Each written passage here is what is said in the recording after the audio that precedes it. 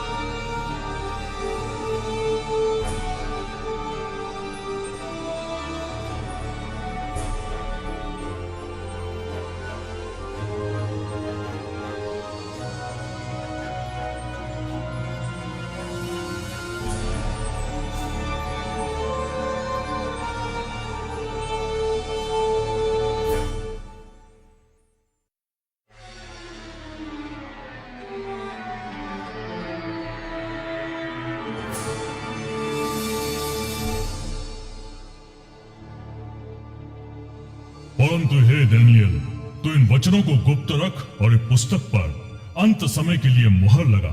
अनेक लोग यहाँ वहां भाग दौड़ करेंगे, ज्ञान बहुत बढ़ जाएगा। इस जगत का अंत क्या कभी होगा? अगर होगा तो कब? यह सब युगों का सबसे ज्यादा महत्वपूर्ण रहस्यमय प्रश्न रहा है। बाइबल के नबी दानियल ने स्पष्ट भविष्यवाणी की थी कि जगत के अंत से पहले हम ज्ञान को नाटकीय तरीके से बढ़ता हुआ देखेंगे। क्या ऐसा हुआ है? विचार करो। मिसाल के लिए हाल ही में परिवहन के तरीके जैसे नाटकीय तरीके से बदल गए हैं। बीते 6000 साल में मनुष्य सबसे ज्यादा दौड़ने वाले घोड़े से तेज यात्रा नहीं कर सकता था। जिस यात्रा में महीनों लग जाते थे, अब मिनटों में पूरे कर लिए जाते हैं। एक पीढ़ी में कंप्यूटर क्रांति से मन को हिला देने वाले ऐसे बदलाव आए हैं कि हमारे पूर्वजों ने इनके बारे में सोचा भी नहीं होगा। पर इस पद की और भी अच्छी व्याख्या ये है कि भविष्य सूचक पुस्तकों के संबंध में ज्ञान बढ़ जाएगा और भविष्यवाणी के अनुसार यही हुआ है। पर बाइबल के केवल दानियल की लिखतें ही अंतिम दिनों की घटनाओं के बारे में नहीं बताती। धर्मशास्त्र की पुरानी लिखतों में और कौन सा ज्ञान छुपा हो सकता है? तुम लड़ाइयों की चर्चा और लड़ाइयों की अफवाह सुनोगे। देखो, भयभीत न होना, क्योंकि इनका होना अवश्य है, परंतु उस समय अंत न होगा क्योंकि जाति जाति के विरुद्ध और राज्य राज्य के विरुद्ध उठ खड़े होंगे और बहुत से स्थानों पर अकाल पड़ेंगे और भूकंप आएंगे, परंतु ये सब बातें तो पीड़ाओं का आरंभ ही होंगी। कोई भी पूरे विश्व में दृष्टि डाल के ये देख सकता है कि राजनीतिक और प्राकृतिक ताकतों ने आधुनिक जगत को रहने के लिए बहुत ही खतरनाक स्थान बना दिया है। इस बारे में सोचो, बीते 100 वर्षों में हमने देखा है कि जगत के 2 संसारक लड़ाइयों और अनगणित बड़ी लड़ाइयां झेलनी पड़ी है। अंतर्राष्ट्रीय आतंकवाद में हुई बढ़ोतरी का जिक्र करने की जरूरत नहीं। इसके अलावा भूकंप, आग, बवंडर, मारू तूफान और अजीब मौसमें समेत भयानक प्राकृतिक तबाही में भारी बढ़ोतरी हुई है। ये सब धरती पर तबाही मचा रहे हैं। हैरानी की बात यह है, यूहन्ना रसूल ने अंतिम दिनों में धरती को तबाह करने की मनुष्य की योग्यता के एक और चित्र की भविष्यवाणी की थी। प्रकाशित वाक्य 11 अध्याय के 18 पद में उसने कहा, वो समय आएगा जब परमेश्वर उनका विनाश करेगा जो धरती का नाश करने वाले हैं। जाहिर है कि भविष्यवाणी पूरी हो गई है। सैकड़ों वर्ष पहले मनुष्य अपने दुश्मन पर आग या तोप के गोलों से हमला करता था, पर अब हमारे पास ऐसे विनाशकारी हथियार हैं जो धरती पर इस जीवन को नष्ट कर सकते हैं। असल में यीशु ने यह भी भविष्यवाणी की थी कि अगर उसकी आमद मुलतवी कर दी जाती तो कोई प्राण ना बचता। मसीह ने हमें इन खतरों के बारे में सावधान किया था, पर यह सब तो अंत की शुरुआत है। क्या इस धरती की अंतिम घटनाओं को शुरू करने के लिए मनुष्य जात कुछ कर सकती है? परंतु ध्यान रख कि अंतिम दिनों में कठिन समय आएंगे, क्योंकि मनुष्य स्वार्थी, लोभी, अहंकारी, उद्दंड, परमेश्वर की निंदा करने वाले, माता पिता की आज्ञा ना मानने वाले, कृतज्ञ, अपवित्र, स्नेह रहित, क्षमा रहित, परनिंदक, असंयमी, क्रूर, भलाई से घृणा करने वाले। हर कोई जो पिछले कुछ दहाकों में रहा है, आधुनिक समाज में हुई स्थिर और नैतिक गिरावट को नकार नहीं सकता। हर पीढ़ी अच्छे व्यवहार को लगातार पीछे छोड़ती जा रही है। नतीजे तौर आने वाली हर पीढ़ी का स्तर पहली पीढ़ी से नीचा होता जा रहा है। और दुख की बात यह है कि इस शर्मनाक रुझान कोई अंत नजर नहीं आता। नूह के दिनों में पुरानी नैतिक गिरावट के कारण महाजल प्रलय से पूरा विश्व नष्ट हो गया। लूत के दिनों में सदोम और अमोरा की बिगड़ी अनैतिकता के कारण स्वर्गीय आग से यह शहर पूरी तरह नष्ट हो गया। लूत के दिनों में भी ऐसा ही हुआ। वे खाते पीते, लेन देन करते, पेड़ पौधे लगाते और घर बनाते थे। परंतु जब लूत सदोम से निकला, उस दिन आकाश से आग और गंधक की वर्षा हुई और वे सब नष्ट हो गए। जिस दिन मनुष्य का पुत्र प्रकट होगा, उस दिन भी ठीक ऐसा ही होगा। और ये हमारे दिनों में भी हो सकता है कि व्यापक अनैतिकता और उल्ट फेर स्वर्ग से परमेश्वर की सजा को बुलाएंगे। समाज की नैतिक गिरावट के साथ साथ बाइबल ये भी चेतावनी देती है कि अंतिम दिनों में प्रेतवाद और रहस्यमय खेल से नाटकीय बढ़ोतरी होगी। परंतु आत्मा स्पष्ट कहता है कि अंतिम समय में कुछ लोग भरमाने वाली आत्माओं और दुष्ट आत्माओं की शिक्षा पर मन लगाने के कारण विश्वास से भटक जाएंगे। मर गए लोगों से बातचीत करनी, जो धर्मशास्त्र ना करने को कहता है, आधुनिक मंडलियां इसको कबूल करती जा रही हैं। टेलीविजन प्रोग्राम और जादू टोना और रहस्यमय विश्व दिखाने वाले चलचित्र बहुत ही बढ़ते जा रहे हैं। विशेषकर जवान वर्ग के लोगों में इस व्यापक प्रेतवाद और अनैतिकता के बावजूद बाइबल हमें सिखाती है कि यहाँ पाप बढ़ता है, कृपा उससे भी ज्यादा बढ़ जाती है, और इसलिए अंतिम दिनों में उत्तेजित करने वाली बात है। यीशु का वादा है कि उसकी आमद से पहले सुसमाचार का प्रचार सारे जगत में किया जाएगा। राज्य का यह सुसमाचार सारे जगत में प्रचार किया जाएगा कि सब जातियों पर साक्षी हो, और तब अंत आएगा। धरती के सब कोनों तक सुसमाचार का पहुंचना, जो कभी असंभव लगता था, अब जल्दी से संभव बनता जा रहा है। प्रचारकों, पुस्तकों, उपग्रह प्रसारणों और इंटरनेट से सुसमाचार पूरे जगत में तेजी से फैलता जा रहा है। मुक्ति का संदेश इतनी तेज रफ्तार से पहले कभी नहीं फैला था। बाइबल स्पष्ट बनाती है कि हम इस जगत के अंतिम दिनों में रह रहे हैं।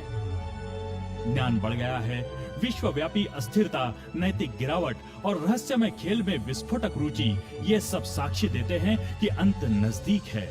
अंतिम चिन्ह बहुत तेजी से पूरे हो रहे हैं। पर इसके अलावा बाइबल ये भी चेतावनी देती है कि अच्छाई और बुराई की विपरीत ताकतें अंत में जगत को हर मगिदोन की लड़ाई के लिए तैयार करेंगी। बहुत जल्दी किसी मुद्दे पर विश्वव्यापी अज्ञात संकट के कारण पूरे जगत में ऐसी भयानक घटनाएं होंगी जो पहले कभी नहीं हुई थी। क्योंकि ऐसा भारी क्लेश होगा जैसा न तो जगत के आरंभ से अब तक हुआ और ना कभी होगा। किस तबाही से यह संकट शुरू होगा और कब होगा? क्या यह आतंकवाद की कोई तबाही मचाने वाली घटना हो सकती है? क्या यह अंतरराष्ट्रीय अर्थव्यवस्था में कोई गिरावट हो सकती है? कोई भूकंप, उपग्रह या कोई और विशाल उथल पुथल की घटना हो सकती है? शायद यह कोई रासायनिक या घातक जैविक बीमारी हो। यह इन तबाहियों का संयोजन भी हो सकता है। चाहे बाइबल इन नापसंद घटनाओं के बारे में पूरी जानकारी नहीं देती, पर आने वाले नाटकीय दृश्यों के बारे में जरूर बताती है। हमारे अगले खंड में आप इन अद्भुत, हिला देने वाली घटनाओं के बारे में ज्यादा सीखेंगे, जिनका मुकाबला करने के लिए ज्यादातर मसीही लोग तैयार नहीं हैं।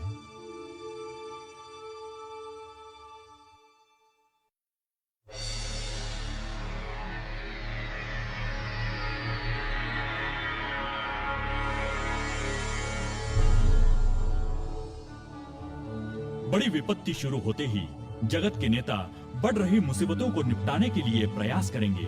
इतने में जो लोग परमेश्वर के सच्चे आज्ञाकार होंगे, वो पवित्र आत्मा की शक्ति के अजीब उफान का अनुभव करेंगे। इसके पश्चात मैंने एक और स्वर्गदूत को देखा। उसके तेज से पृथ्वी प्रकाशित हो उठी। ये बड़ी शक्ति पवित्र आत्मा है जो परमेश्वर के लोगों को प्रकाश देती है। पवित्र साहस से वो परमेश्वर के लिए मंडलियों में सुधार की अपील करने की साक्षी देती है और पापी लोगों को मसीह की ओर आने के लिए कहती है। उनका आधार परमेश्वर का वचन है और वो सबको पापों से तौबा करने और परमेश्वर की आज्ञाओं को मानने का उपदेश देते हैं। चेतना प्राप्ति का माहौल पूरे जगत में फैल जाता है और पवित्र आत्मा पादरियों और मंडलियों को लोगों की मुक्ति के लिए गंभीर रूप से काम करने के लिए मजबूर करता है। जब पवित्र आत्मा का काम ज्यादा घोषित किया जाता है तो रहस्यमय खेल भी बढ़ जाते हैं। धोखेबाज भूत पुराने संतों या उन प्यारे जनों का रूप धारण करके बहुतों के आगे प्रकट होते हैं। उनके बारे में हमें बाइबल सावधान करती है, क्योंकि वो भूतों की आत्माएं हैं जो चमत्कार करती है। ये अलौकिक प्रदर्शन लोगों पर बहुत प्रभाव डालते हैं और कोई भी उनके खिलाफ बोलने के लिए तैयार नहीं है। यहाँ तक कि परिवार और मंडलियां भी विश्वव्यापी दुष्टता के बढ़ते प्रभाव को रोकने में नाकाम रही हैं। इस राजनीतिक, नैतिक और वातावरण की उथल-पुथल में लोग विश्वव्यापी दुष्टता के बढ़ते प्रभाव को रोकने के लिए प्रबलता से किसी प्रभावशाली तरीके की खोज करते हैं।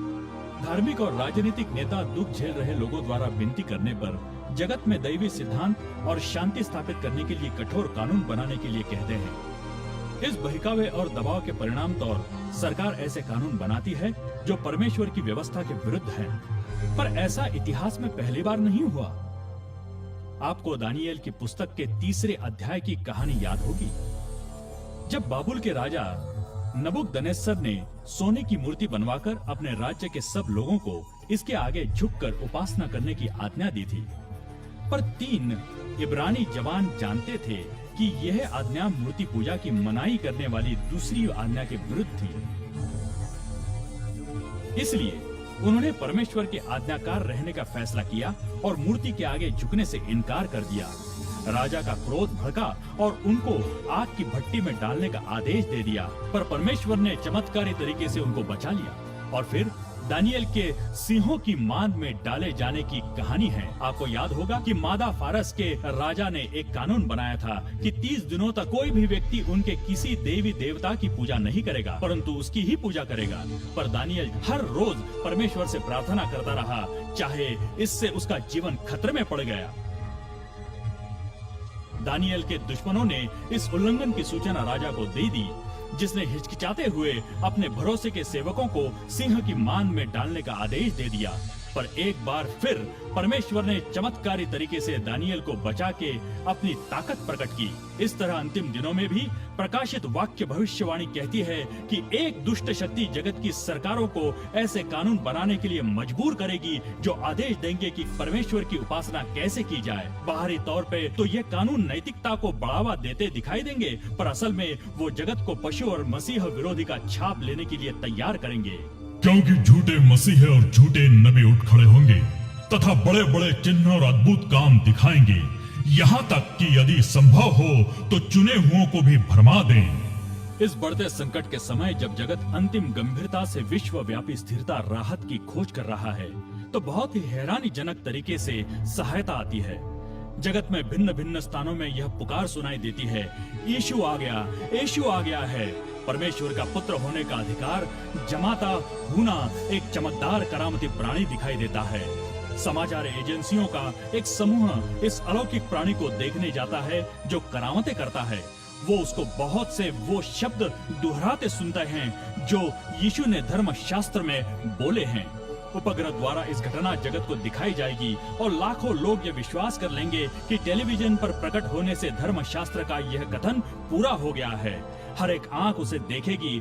बहुत से धर्म उत्सुकता से मुक्तिदाता के आने की उड़ीक कर रहे हैं और चकाचौंध कर देने वाला ये प्राणी उनकी प्रार्थनाओं का जवाब लगाता है। पर बाइबल कुरियंथन दी दूसरी पत्री में हमें सावधान करती है कि शैतान ज्योतिमय स्वर्गदूत का रूप धारण करके प्रकट हो सकता है। ये यीशु नहीं है जिसका लोग अपनी बाहें पसार के स्वागत करते हैं, पर शैतान ने परमेश्वर के पुत्र का रूप धारण किया हुआ है। इसलिए शैतान जगत के लोगों को एकत्र करता है और उपासना की अपनी प्रणाली को मजबूत बनाता है, और इस तरह शैतान मानव जाति के साथ साथ सबसे बड़ा धोखा करता है।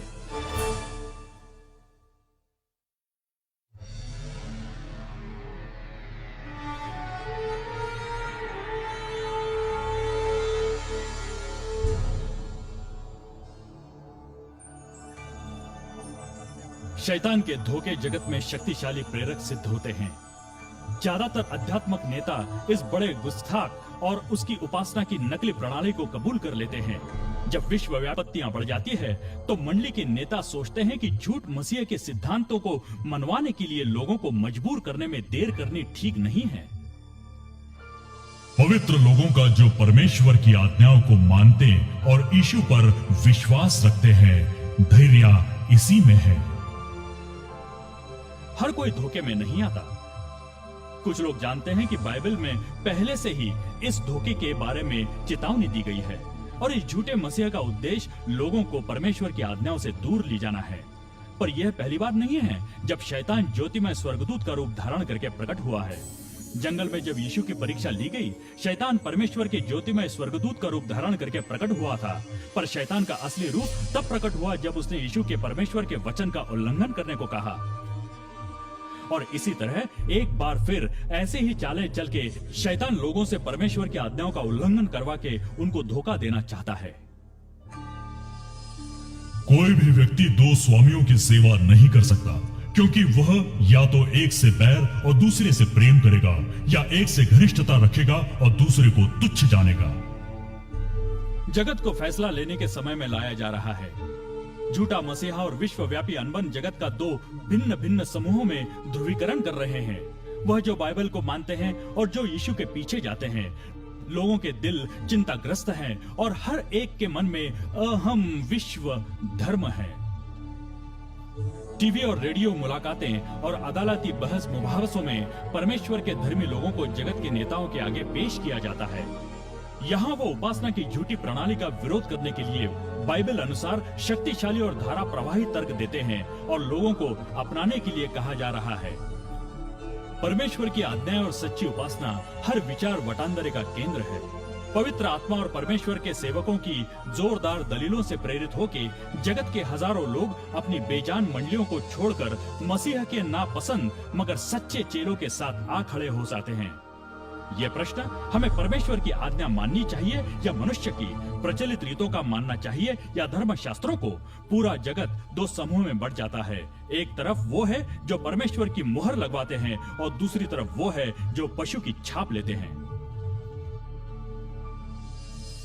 जो अन्याय करता है वह अन्याय करता ही करता रहे, जो अशुद्ध है वह अशुद्ध ही बना रहे, जो धर्मी है वह धर्म के कार्य ही करता रहे, जो पवित्र है वह पवित्र ही बना रहे।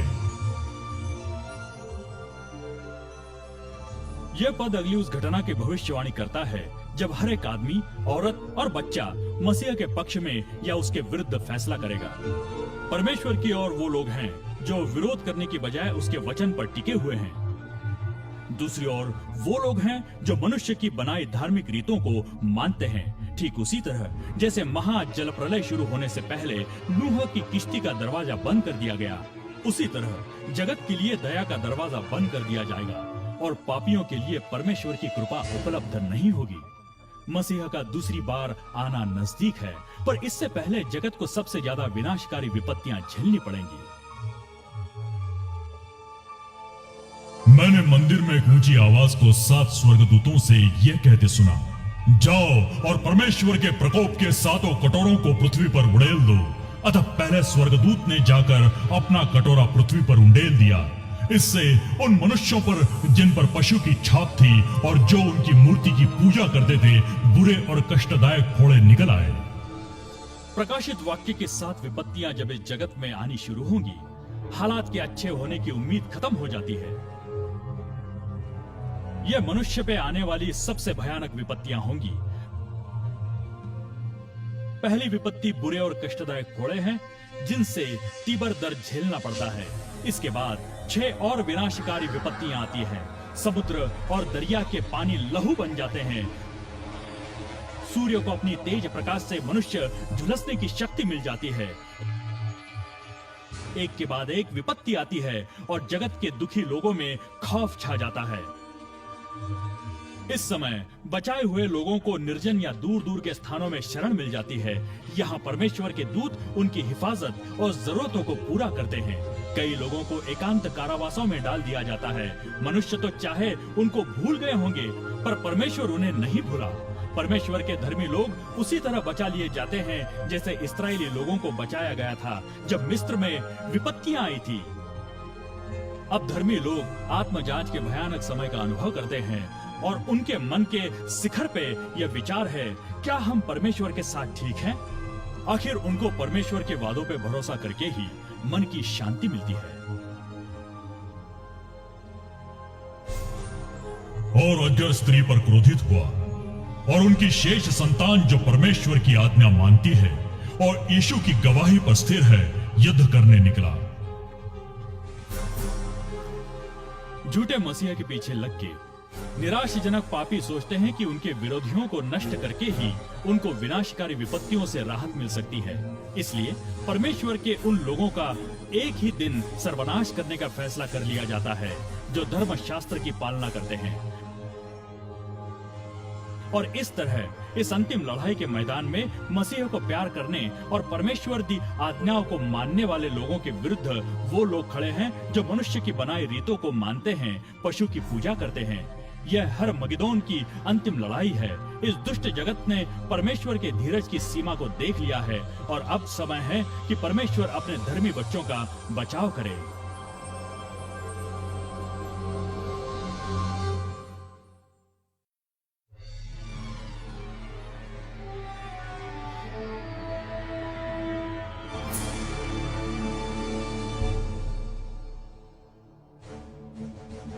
परंतु आधी रात को पुकार मची, देखो दुल्हा आ रहा है, उससे भेंट करने चलो। सबसे ज्यादा अंधेरे समय में युगों की आस अब सच्चाई बन जाती है।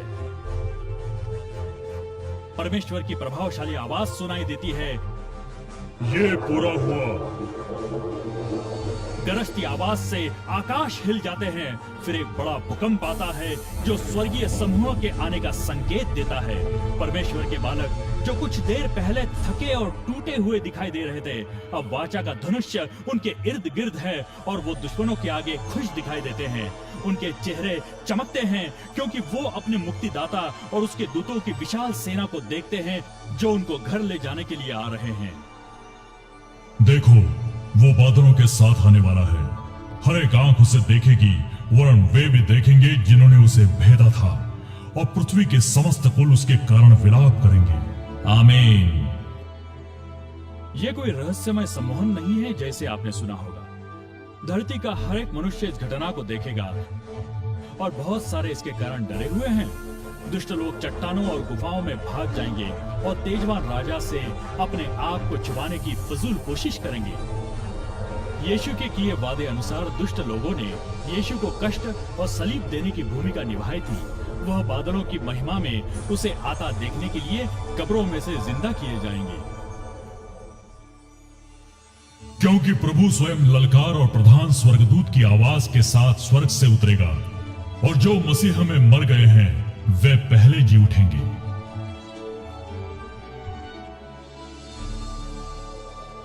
तुरही की ऊंची आवाज आकाशों में गूंजती सुनाई देती है और मुक्तिदाता की शक्तिशाली आवाज सब युगों के सोए हुए संतों को यह कहकर पुकारती है, जागो, जागो, जागो, धरती में सोए हुए उठो। और बड़ी संख्या में संत लोग अपनी कब्रों में से बाहर आ जाते हैं। उनके शरीर अब जवान, तेजवान और अमर है। बीमारी और कुरूपता का कोई चिन्ह नहीं है। फिर जो विपत्ति के समय में से निकलते हैं वो बदल जाते हैं। एक पल में उनको खूबसूरत सुंदर शरीर दिए जाते हैं। डरे हुए दुष्ट लोग इस हैरानीजनक दृश्य को देखकर दुखी हैं। तब हम जो जीवित हैं और बचे रहेंगे उनके साथ हवा में प्रभु से मिलने के लिए बादलों पर उठा लिए जाएंगे। इस प्रकार हम सदैव प्रभु के साथ रहेंगे। जगत को खलबली में छोड़कर धरती के छुड़ाए हुए लोग ऊपर उठा लिए जाते हैं। वो मुक्तिदाता के दूतों के झुरमुट में शामिल हो जाते हैं। अब वो सदा के लिए चिंता, पाप और दुख झेलने से मुक्त हो जाते हैं। उनको प्रभु से अलग करने वाला सदा के लिए हटा लिया जाता है और वो आमने सामने अपने परमेश्वर और उसके दूतों को देखते हैं। उस दिन जो यहोवा द्वारा मारे जाएंगे वे पृथ्वी के एक छोर से दूसरे छोर तक पड़े होंगे। उनके लिए न तो विलाप किया जाएगा, न वे एकत्र कर दफनाए जाएंगे। वे कूड़े के समान भूमि पर पड़े रहेंगे। पीछे रह रहे लोगों के लिए अव्यवस्था राज करती है। भूतों के चीखने से धरती कांपती है। समुद्र उबलता है, टापू नष्ट हो जाते हैं और काले क्रोधित बादल बड़े बड़े ओलों से धरती को घूंसे मारते हैं। दुष्ट लोग जो इन मुसीबतों से बच जाते हैं वो प्रभु की मौजूदगी की चमक से नष्ट हो जाते हैं। उनके शरीर इस वीरान धरती पर इधर उधर पड़े रहते हैं। अपने रचे जाने से लेकर पहली बार धरती मानव जीवन से वंचित हो जाती है। केवल शैतान और उसके पापी दूत अपनी बगावत के नतीजे को देखने के लिए रह जाते हैं।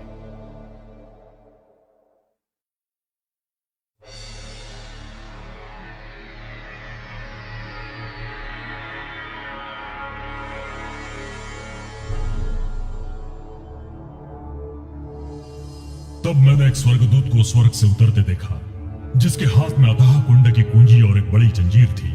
उसने उस अजगर, उस पुराने सांप को जो इब्लिस और शैतान है, पकड़ा और 1000 वर्ष के लिए बांध दिया। बर्बाद किए जगत में घिरे शैतान और उसके दूत धरती पर 1000 वर्ष के लिए जकड़े रहते हैं। वे इस अंधेरे, निर्जन और अथाह कुंड में बंदी रहते हैं। अपने भूतों के साथ अकेला शैतान केवल अपनी सजा को उड़ीकता है। हर तरफ वीरान शहर, झुलसे जंगल और सूखी हड्डियां हैं।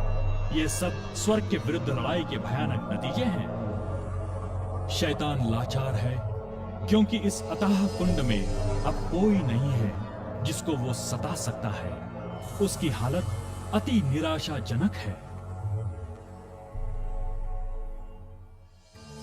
तब मैंने सिंहासन देखे और लोग उन पर बैठ गए और उन्हें न्याय करने का अधिकार दिया गया। वे जीवित होकर मसीहा के साथ 1000 वर्ष तक राज्य करते रहे।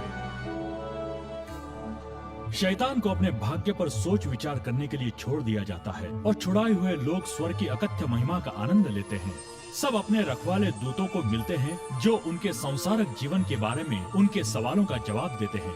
फिर परमेश्वर उनको न्याय के काम में शामिल होने के लिए बुलाते हैं और पापियों के सब रिकॉर्ड उनके आगे खोल दिए जाते हैं। छुड़ाए हुए लोग, आप देख सकते हैं कि क्यों कुछ लोग स्वर्ग में नहीं हैं, जिनके वहां होने की उन्होंने आस की थी। दुष्टों के गुप्त विचार अब सामने हो जाते हैं और पर्दा हटा के आत्मिक लड़ाई को प्रकट किया जाता है जिसने सब प्राणों को सताया था। यहां तक कि पापी दूतों के काम और मंतव्य भी सामने आ जाते हैं। इस मामले में परमेश्वर का खुला और पारदर्शी चरित्र उल्लेखनीय है, जैसे पौलुस ने 1 कुरिन्थियों 6:2 में भविष्यवाणी की थी। बचाए हुए लोग पापी जनों का न्याय करते हैं। हर एक पापी को अंतिम सजा सुनाए जाने से पहले उसके साथी मनुष्य जिन्होंने धरती पे अपना जीवन संघर्ष झेला था, उसके रिकॉर्ड की ध्यान से जांच करते हैं। दुष्टों के सब बोलों और कामों को परमेश्वर के वचन से मापा जाता है। उनकी सजा के न्याय की पुष्टि करके सजा निर्धार की जाती है। आखिर में 1000 वर्ष के बाद यीशु और छुड़ाए हुए सब लोग धरती पर वापस आने की तैयारी करते हैं। शैतान, उसके दूतों और पापी लोगों का अपने कामों की सजा भोगने का समय आ पहुंचा है। जल्द ही दीन लोग धरती का उत्तराधिकार पाएंगे, पर पहले परमेश्वर ने अपने न्याय के अंतिम दौर को पूरा करके इस विश्व को पाप से शुद्ध करना है।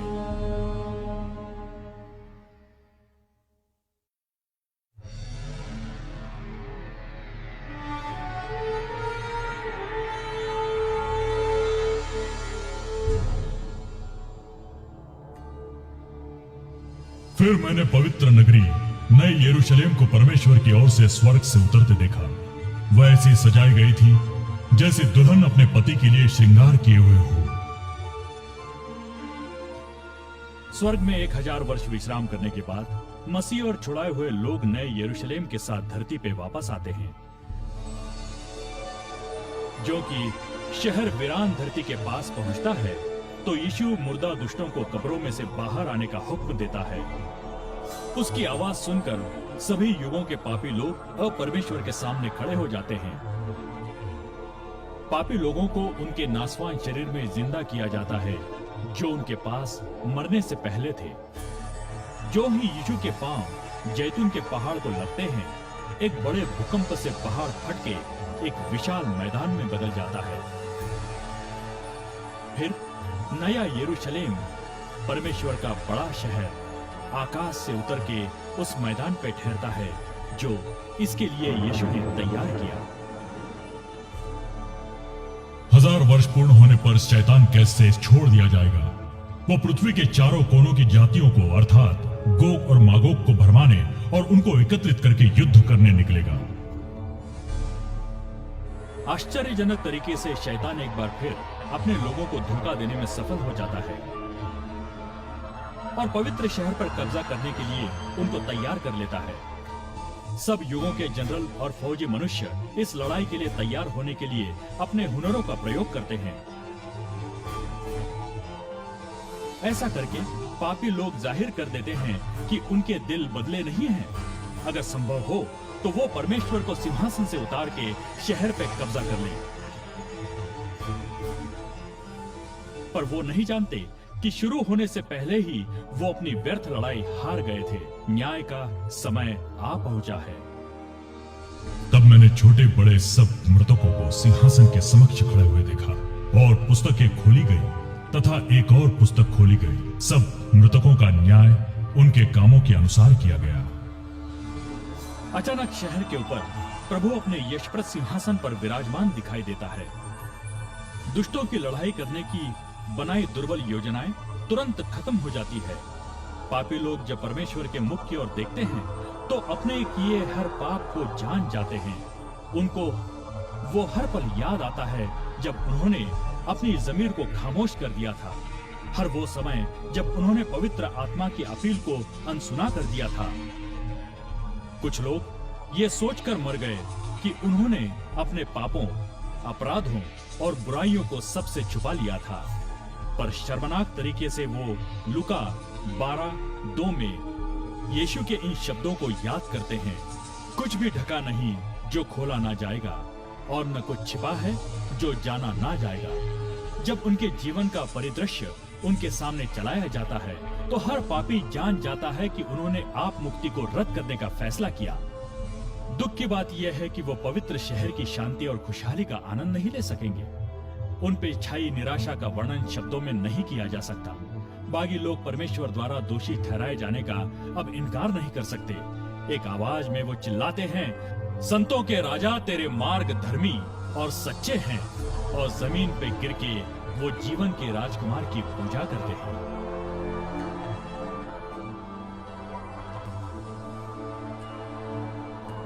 उन्होंने संपूर्ण पृथ्वी पर निकलकर पवित्र लोगों की छावनी और प्रिय नगरी को घेर लिया। तब स्वर्ग से आग ने गिरकर उन्हें भस्म कर दिया। आखिर समय आ गया है कि लोग अपनी करनियों का नतीजा भोगे। चेतावनी दी बिना आग और गंधक आकाश से गिरते हैं। धरती फट जाती है और धरती के नीचे वाली गुफाओं में से आग का विस्फोट होता है। आग दुष्टों को भस्म कर देती है, जबकि धर्मी लोग नए यरूशलेम के फाटकों के अंदर सुरक्षित है। हर एक पापी को उसकी करनी के अनुसार सजा मिलती है। जिनके पाप कम हैं, वो जल्दी नष्ट हो जाते हैं, परंतु जिन्होंने मानवता के विरुद्ध घोर पाप किए हैं, वो देर तक दुख झेलते हैं। और शैतान जिसने पाप को भड़काया, वो सबसे ज्यादा दुख झेलना पड़ता है। परमेश्वर के लिए दुष्टों को सजा देनी एक दर्दनाक काम है, पर उसका न्याय इस बात की मांग करता है। पाप की सजा मृत्यु है। सलीब पर यीशु ने उन सब की खातिर ये सजा झेली जो उसके बलिदान को कबूल करते हैं। पर दुख की बात यह है कि पापी लोगों ने इस वरदान को रद्द कर दिया और अब उनके लिए खुद अपने पाप की कीमत चुकाना जरूरी है। क्योंकि देखो, धधकते भट्टे का सा दिन आता है जब सब अभिमानी और दुराचारी लोग भूसे के समान हो जाएंगे। तुम दुष्टों को लताड़ डालोगे, वे तुम्हारे पैरों के नीचे की राख बन जाएंगे। और सजा का अंतिम अंगारा ठंडा होते ही नागरिक अपनी आवाजें ऊंची करके परमेश्वर की स्तुति करते हैं, क्योंकि शैतान का राज्य सदा के लिए खत्म हो जाता है।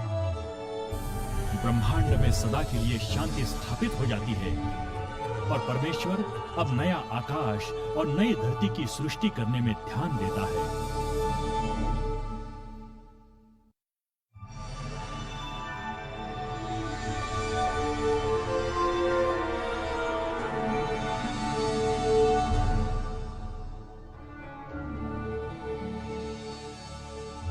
तब मैंने नया आकाश और नई पृथ्वी को देखा, क्योंकि पहला आकाश और पहली पृथ्वी मिट गई और कोई समुद्र भी ना रहा। आग से धरती शुद्ध होने के बाद प्रभु फिर सृष्टि का अद्भुत काम करता है। उसके शब्द की ताकत से धरती को अदन की सुंदरता में फिर स्थापन किया जाता है। हो सकता है और हरी भरी वनस्पति की परत सारी धरती को ढक लेती है। उसकी आज्ञा से धरती और पानी जीवन से भर जाते हैं। हर किस्म के असंख्य जटिल और सुंदर प्राणी शांतिपूर्ण तरीके से नए स्वर्ग की खोज करते हैं। वातावरण शुद्ध और मधुर है। धरती रचनात्मक प्रकाश का विशाल प्रदर्शन मंजिशा बन जाती है।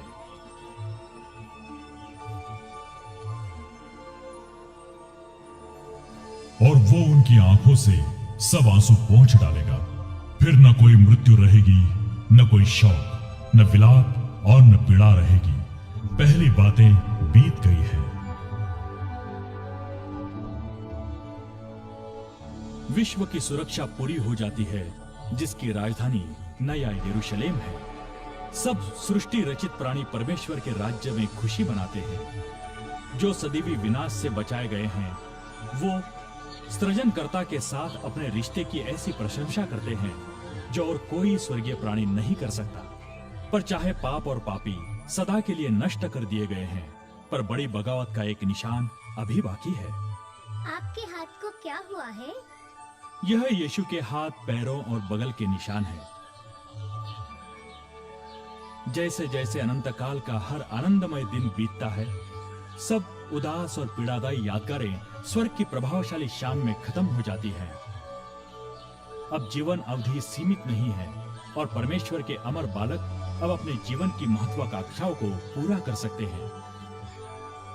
असीम ज्ञान मन को नई शक्ति और उत्तेजना देता है।